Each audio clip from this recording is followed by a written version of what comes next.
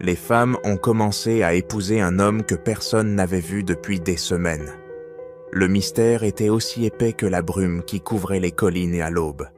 Le village d'Umudike, entouré de montagnes verdoyantes et de rivières cristallines, a toujours été un endroit où les mots voyageaient plus vite que le vent.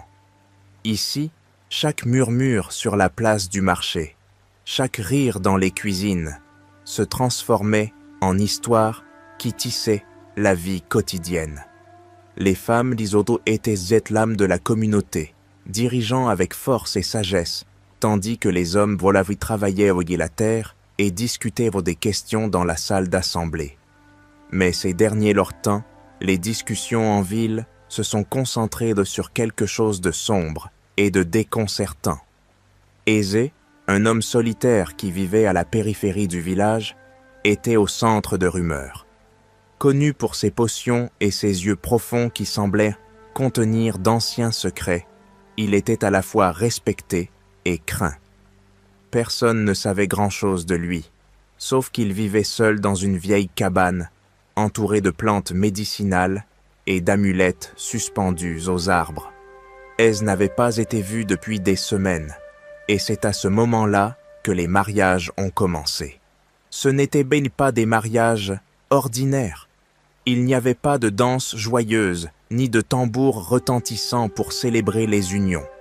Une à une, les femmes disparaissaient pendant une journée et revenaient au village avec une bague au doigt et un silence inexplicable sur les lèvres.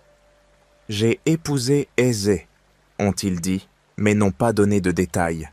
Les hommes du village se sentaient humiliés, les mères étaient venues déconcertées et les enfants écoutaient douce les histoires avec de grands yeux. Au fil des jours, les questions s'accumulaient. Comment Eze a-t-il réussi à épouser autant de femmes? Pourquoi ont-ils accepté sans objection? Et le plus étrange de tout, pourquoi personne ne se souvenait de l'avoir vu depuis le début de ses mariages? La tension à Umudike montait comme une tempête à l'horizon. Quelques hommes ont essayé de le retrouver, mais sa cabine était vide. D'autres commencèrent à murmurer qu'Eze n'était pas humain, qu'il avait fait un pacte avec les esprits pour obtenir le pouvoir sur les femmes du village. Mais les femmes, bien qu'agitées, semblaient connectées d'une manière mystérieuse. Leurs deux regards se croisèrent comme s'ils partageaient un secret que le reste de la ville ne comprenait pas. Pendant ce temps, dans une pièce sombre de la cabane abandonnée d'Eze, quelque chose bougeait dans les ombres. Ce qui avait commencé comme un souhait se transformait en un pouvoir incontrôlable. Les secrets d'Umudike commençaient à peine à être révélés. Si vous aimez cette vidéo, aimez-la. Par un après-midi calme, alors que le soleil commençait à se coucher derrière les collines d'Umudike, Eze s'aventura dans l'ancienne bibliothèque du village. C'était un bâtiment poussiéreux et oublié, où des livres empilés sur des étagères tordues murmuraient des histoires d'un passé enfoui. Alors qu'il feuilletait de vieux manuscrits à la recherche d'inspiration pour une nouvelle potion, ses mains tombèrent sur un livre relié en cuir usé et sans titre visible. En l'ouvrant, un dessin rudimentaire d'un homme enveloppé d'ombre attira son attention. Le manuscrit parlait d'un ancien rituel qui promettait d'accorder l'invisibilité à quiconque l'exécutait. Eze, fasciné, dévorait chaque mot. Les étapes étaient tantôt claires, mais dérangeantes. Cueillir des herbes rares, réciter une prière dans une langue oubliée et sacrifier quelque chose que le pratiquant valorisait profondément. La dernière page du texte était marquée d'un avertissement en gras. Le pouvoir d'invisibilité efface l'essence de l'âme. Utilisez-le avec précaution, sinon votre humanité sera perdue. Eze ferma le livre, son cœur battant vite. La promesse d'invisibilité était tentante, trop tentante pour être ignorée. Depuis qu'il était enfant, il avait le sentiment que le village le considérait comme un étranger, un homme qui ne s'intégrait jamais, un cueilleur d'herbes et un fabricant de potions, plus utile qu'aimé. Ce rituel pourrait être votre chance de tout changer. Invisible, il pouvait se déplacer dans la ville sans restriction, apprendre les secrets de ses habitants et enfin gagner le respect auquel il avait toujours aspiré. Cette même nuit, sous la lumière de la pleine lune, Eze commença à préparer le rituel. Il a utilisé le livre comme guide, rassemblant les herbes nécessaires dans les coins les plus sombres de la forêt. Sa cabine éclairée aux bougies se remplissait d'arômes étranges, tandis qu'elle mélangeait des ingrédients dans un bol en bois. Lorsque le moment du sacrifice est venu, Eze a hésité, mais a finalement placé un petit pendentif de sa mère, le seul lien qu'il avait avec sa famille perdue, sur l'autel de fortune. Ce fut un sacrifice qui le blessa profondément, mais le désir de pouvoir le poussa à continuer. Avec les mots du rituel sur ses lèvres, Eze récita la prière, sa voix tremblante au début, mais gagnant en force à chaque phrase. Quand il eut terminé, un vent glacial traversa la pièce, éteignant les bougies et la laissant dans l'obscurité la plus complète. Pendant un moment, il pensa que rien ne s'était passé, mais lorsqu'il regarda ses mains, il découvrit qu'elles avaient disparu. Il se leva de sa chaise et vit que son corps tout entier avait cessé d'exister. C'était invisible. La sensation était enivrante. Il marchait autour de sa cabine, touchant des objets pour confirmer qu'elle était toujours là, même si elle ne pouvait pas être vue. Il s'avança dans la forêt et le craquement des feuilles, sous ses pieds, lui donna une étrange certitude. Il avait un pouvoir que personne d'autre ne possédait. Un pouvoir qui le libérait des jugements et des limites qui l'avaient toujours lié. Au début, Eze utilisait son invisibilité pour des farces mineures. Il est entré dans le marché du village et a volé des fruits sans être détecté, riant tandis que les vendeurs cherchaient des coupables. Puis, son ambition grandit. Il espionnait les conversations privées dans les maisons des anciens du village, écoutant des secrets que personne n'oserait confesser en public. Petit à petit, elle s'est rendue compte que son invisibilité lui donnait plus que l'anonymat. Elle lui donnait le contrôle. C'est alors qu'il commença à remarquer les femmes du village. Elles avaient toujours été une énigme pour lui. Des femmes fortes, respectées, dont les rires et les regards semblèrent l'exclure. Invisible, il pouvait les approcher à leur insu, observer leur vie, apprendre ce qu'il voulait et ce qu'il craignait. Son obsession grandit et une idée commença à se former dans son esprit. Il pourrait être l'homme dont il rêvait, tous modelant sa présence invisible pour combler leurs vides émotionnels. Mais le pouvoir avait un prix. Dans les jours suivants, Eze remarqua des changements en lui-même. Sa peau, lorsque je l'ai aperçu à l'aube, semblait plus pâle, comme si la vie était en train de lui être retirée du corps. Les pensées sombres qu'il avait autrefois rejetées le consumaient désormais, et les avertissements du livre commencèrent à résonner dans son esprit. Mais chaque fois que le doute l'envahissait, la puissance le rappelait, séduisante et irrésistible. Eze décide d'utiliser son invisibilité pour ce qu'il considère comme sa conquête finale, devenir le mari de toutes les femmes du village. Il les a convaincus chacun en privé, leur murmurant les mots qu'ils voulaient entendre, leur promettant un amour éternel que, paradoxalement, il ne pouvait offrir que depuis son invisibilité. Une à une, les femmes acceptèrent, comme hypnotisées par un sort qu'elles ne comprenaient pas. Pendant ce temps, la ville était engloutie dans un tourbillon de rumeurs. Comment Eze, un homme que personne n'avait vu depuis des semaines, pouvait-il épouser autant de femmes? Personne n'avait de réponse, mais Eze, invisible et puissant, sentait qu'il atteignait enfin le respect et l'influence qu'il avait toujours désirée. Ce que je ne savais pas, c'est que les conséquences de son ambition étaient sur le point de l'atteindre. Avant de continuer, veuillez vous abonner à la chaîne et activer la cloche de notification. Eze se sentait imbattable alors qu'il marchait parmi les villageois, invisible. Il aimait le sentiment de pouvoir, d'être partout et nulle part, d'entendre des secrets que personne ne voulait lui avouer et de manipuler les émotions des femmes de la ville pour gagner leur confiance. Mais quelque chose a commencé à changer.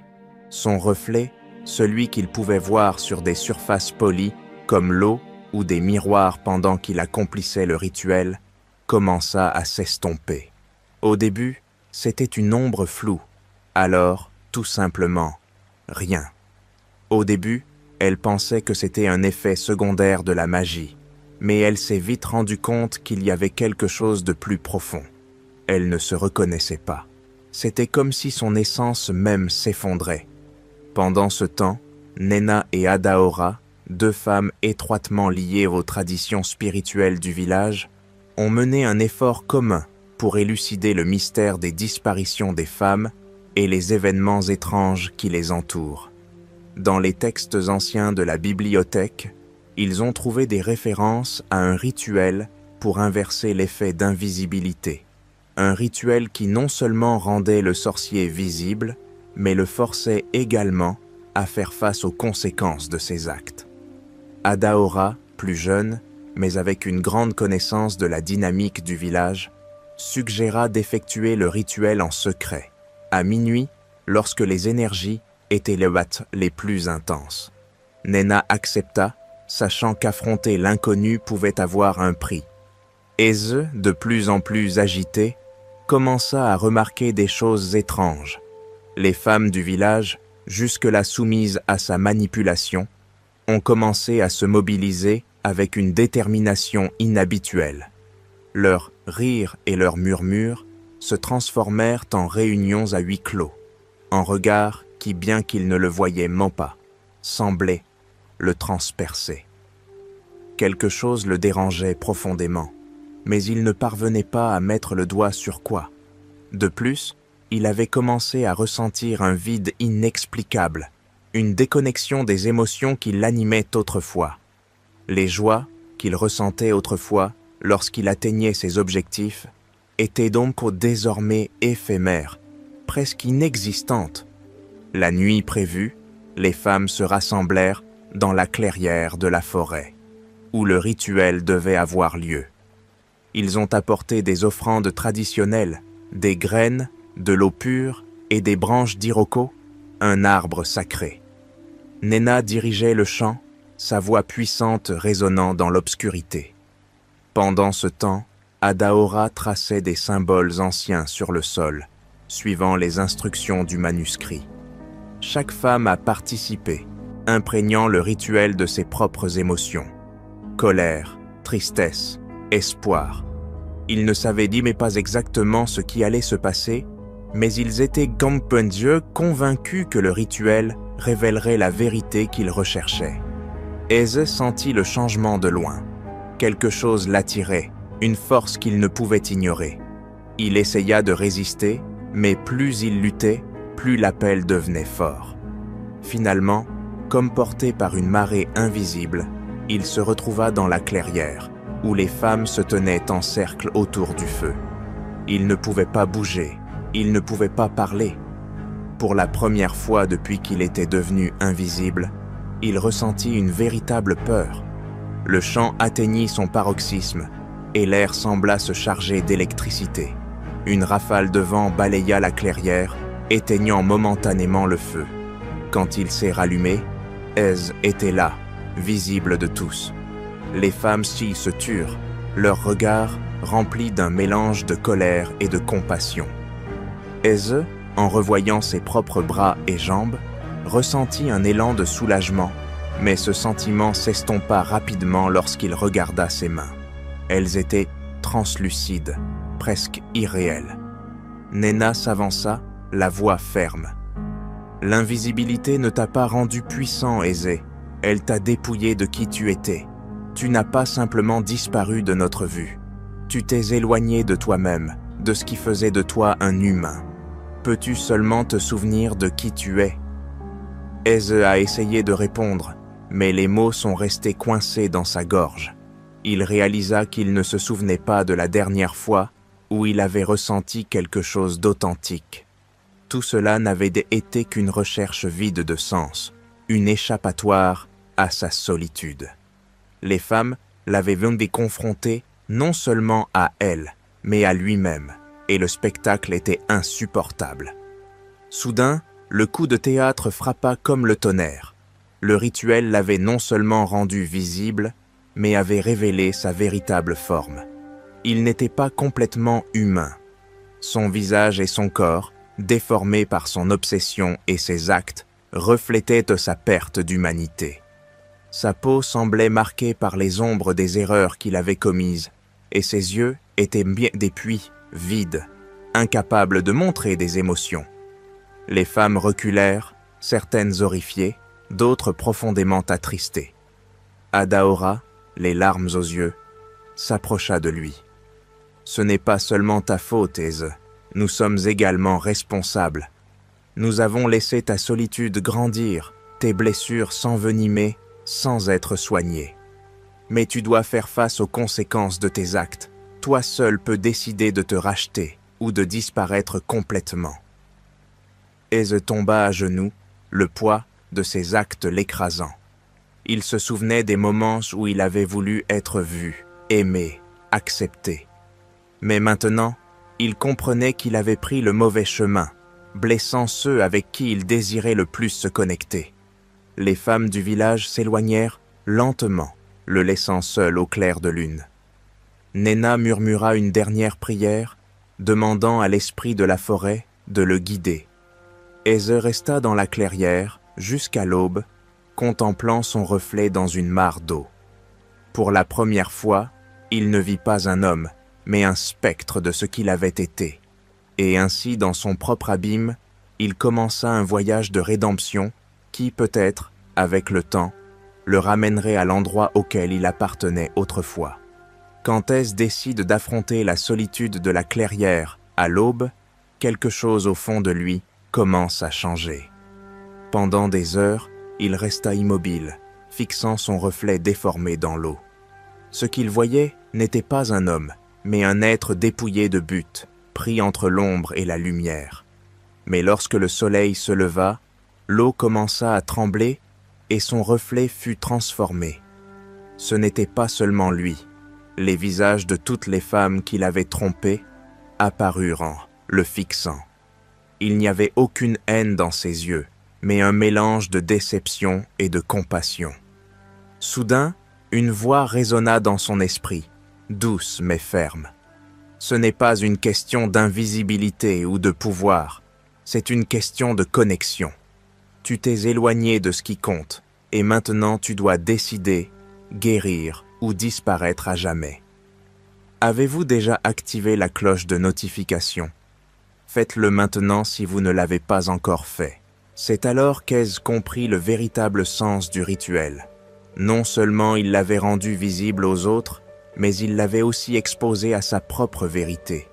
Le pouvoir qu'il avait désespérément recherché était un substitut pour combler son vide intérieur. Et maintenant, il devait choisir d'y faire face ou de le laisser le consumer complètement. Alors qu'il réfléchissait, il entendit des pas. Adaora retourna à la clairière, seul. Il portait un petit miroir dans sa main. Sans dire un mot, il le plaça devant Eze. Cette fois, son reflet était clair. Ses traits humains étaient revenus, bien que son visage soit sillonné de rides de douleur et de regret. « Ce miroir reflète qui tu es, maintenant, » dit Adaora, sa voix pleine de calme. « Mais aussi qui tu pourrais être si tu décidais de changer. » Eze, les larmes aux yeux, rompit son silence. « Je ne sais pas si je pourrais me racheter. J'ai causé trop de dégâts. » Adaora inclina légèrement la tête, comme si elle évaluait sa réponse. « On ne peut pas effacer le passé, mais on peut construire un avenir différent. Les femmes du village ne vous pardonneront pas tout de suite, mais le pardon n'est pas quelque chose qu'on peut exiger.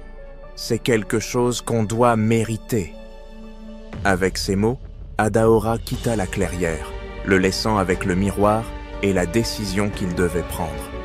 Eze savait que ce ne serait pas facile, mais pour la première fois depuis des années, il ressentit une étincelle d'espoir, un désir d'essayer d'être quelque chose de plus que l'homme vide qu'il avait été. Le temps passa et les gens virent de petits changements chez Hez. Il a construit un espace communautaire où les gens pouvaient se rassembler et partager des histoires. Il proposa de travailler dans les champs et de réparer les maisons, sans rien demander en retour. Même si les femmes le regardaient toujours avec méfiance, elles commencèrent à remarquer quelque chose de différent chez lui. L'humilité, l'effort et une tentative sincère de renouer avec l'humanité qu'il avait perdue. Le véritable rebondissement de l'intrigue s'est produit des mois plus tard, lorsque Nenna et Adaora ont examiné les textes anciens qu'ils avaient utilisés pour inverser l'invisibilité. Ils ont découvert dans la marge une note qu'ils avaient négligée. L'âme peut s'effacer dans la poursuite du pouvoir, mais si elle trouve son but, elle s'épanouira plus forte que jamais. Hez n'avait pas seulement retrouvé sa visibilité, avait trouvé une raison d'être vue. La ville n'a plus jamais été la même. L'histoire d'Hez est devenue une leçon vivante sur l'importance de la communauté, de l'empathie et de la rédemption. Et même si Hez a vécu le reste de ses jours marqué par son passé, il est également devenu un rappel que même les ombres les plus sombres peuvent se transformer en lumière lorsque nous faisons face à notre vérité. Les nuits de pleine lune, les femmes du village se réunissaient encore dans la clairière pour effectuer des rituels de gratitude. On disait souvent que la brise qui caressait la forêt portait avec elle un murmure. La vraie force ne consiste pas à être invisible, mais à être vu tel que l'on est et à choisir d'être meilleur. Abonnez-vous à la chaîne et activez la cloche de notification pour profiter de plus d'histoires comme celle-ci.